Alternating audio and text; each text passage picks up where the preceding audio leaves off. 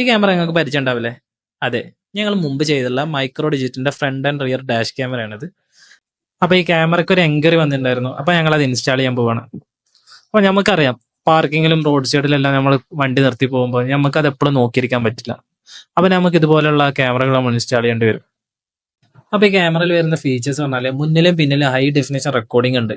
പിന്നെ അതുപോലെ തന്നെ നമ്മൾ വണ്ടി പാർക്ക് ചെയ്യുന്ന സമയത്ത് പാർക്കിംഗ് മോഡ് ഓൺ ആക്കിയിടാം. ആ ഓൺ ആക്കിയിട്ട സമയത്ത് മൂവ്മെന്റ് ഡിറ്റക്ഷൻ, നമ്മളെ വണ്ടി ഇളക്കം എന്തെങ്കിലും വരികയാണെങ്കിൽ അതിൽ ഡിറ്റക്ഷൻ വരും. അത് നമുക്ക് സെപ്പറേറ്റ് നമുക്ക് ആ വീഡിയോ കാണാനും കഴിയും. പിന്നെ അതുപോലെ തന്നെ ജി സെൻസർ ഉണ്ട്, ഓട്ടോ സേവ് ആവും.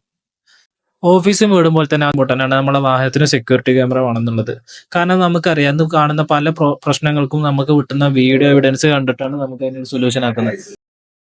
അതുപോലെ തന്നെ ഈ ക്യാമറ ഇൻസ്റ്റാൾ ചെയ്യാൻ പറഞ്ഞത് വളരെ സിമ്പിൾ ആയുള്ള കാര്യമാണ്. നമുക്ക് ആർക്ക് വേണമെങ്കിലും ഇൻസ്റ്റാൾ ചെയ്യാനുള്ളൂ. പിന്നെ അതുപോലെ തന്നെ നമുക്ക് ഈ മൊബൈലിൽ ഈ ക്യാമറ കണക്ട് ചെയ്തിട്ട് നമുക്ക് പ്ലേ ബാക്കും പിന്നെ അതുപോലെ തന്നെ ലൈവ് എല്ലാം കാണാം.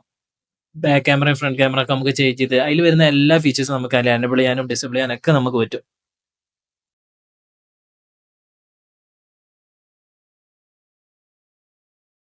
ഇതുപോലെ തന്നെ സെക്യൂരിറ്റി ആൻഡ് ഓട്ടോമേഷന് ബന്ധപ്പെട്ട് എന്ത് കാര്യങ്ങളും ബോഡ്ജി ഓട്ടോമേഷൻ ആയിട്ട് കോൺടാക്ട് ചെയ്യുക.